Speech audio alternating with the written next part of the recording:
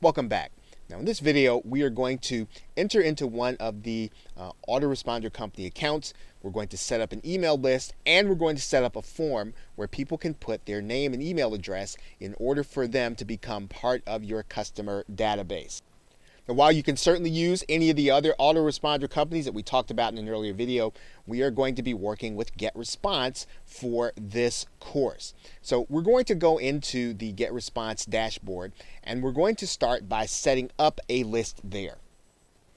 Now that you've set up your account with GetResponse, what we are going to do is we're going to start by creating a campaign. And all we've got to do here is there is a drop-down menu here, and we are going to get started by going to that drop-down menu, and then we're going to select this link that says Create Campaign.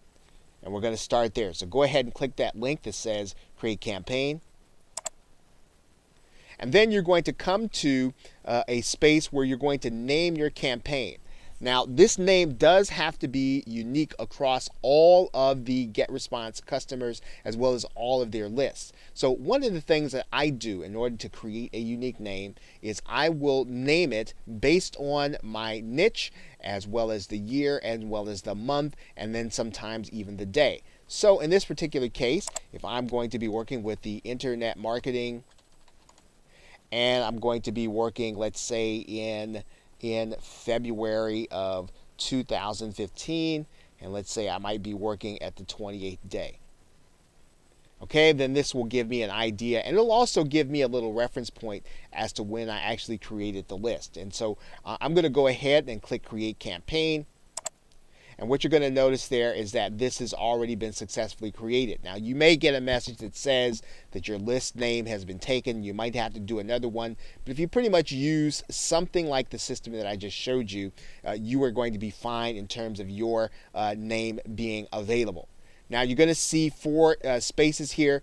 One where we talk about creating a newsletter, creating an autoresponder, and editing campaign settings. For now, I'm not going to talk about creating a newsletter or creating an autoresponder. What I am going to do is I'm going to go into editing my campaign settings. So let's do that now. And when you come in, what you're going to want to do is to come to the Profile tab. And what I'm going to do here is I'm going to edit my campaign title. I'm going to call it something unique.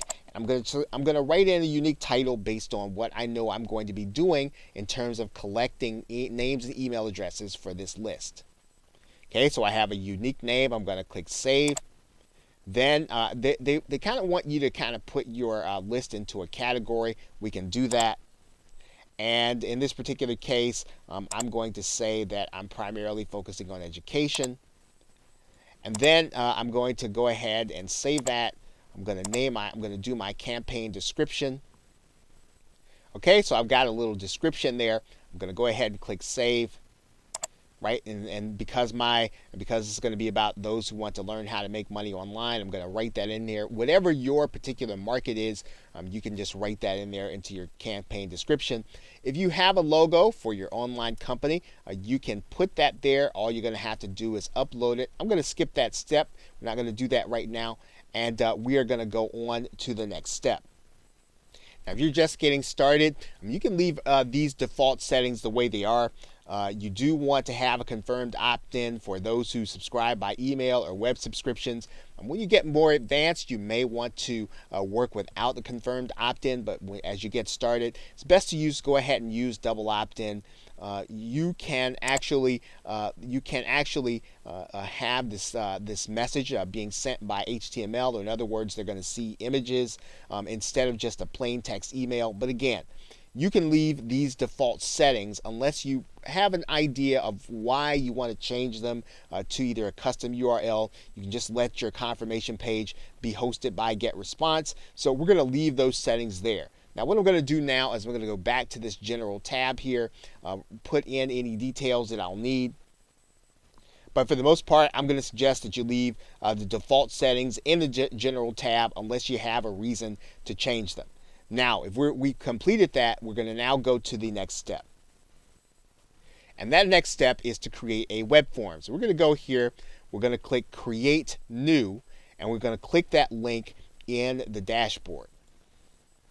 Now what we're going to do at this page is we're basically going to create a form where your customer or your prospect they're going to put their name and email address, and when they put it in there, it's going to automatically be stored at GetResponse inside of a database of your names and email addresses, and it will prove that you have permission to send these customers and prospects email.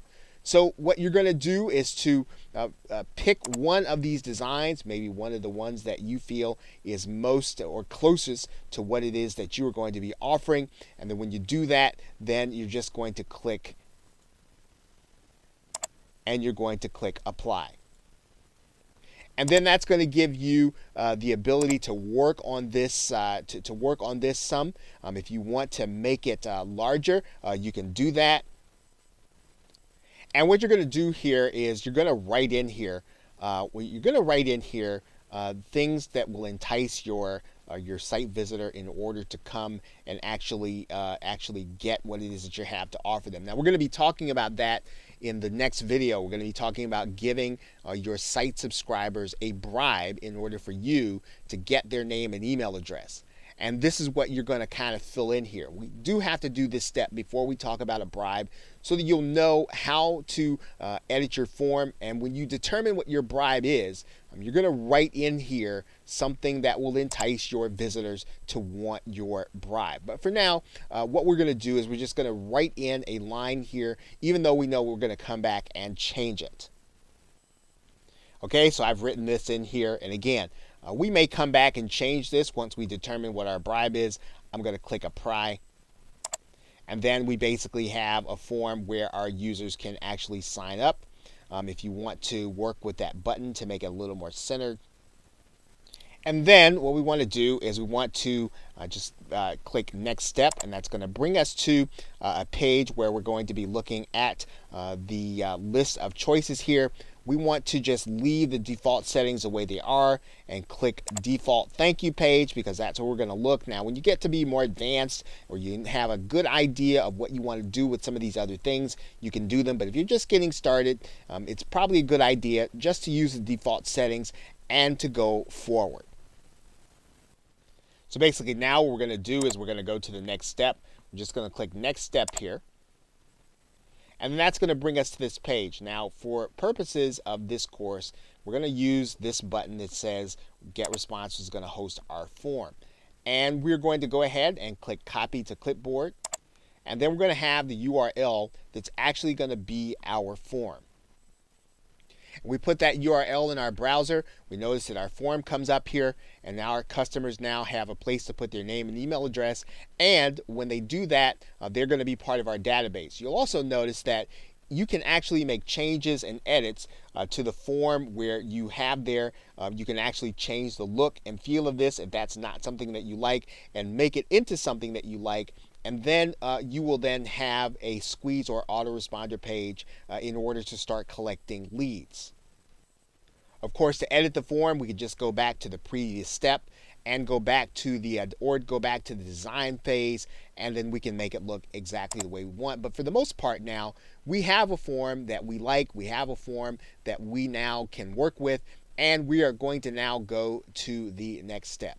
So with that, thanks, and I will see you in another video.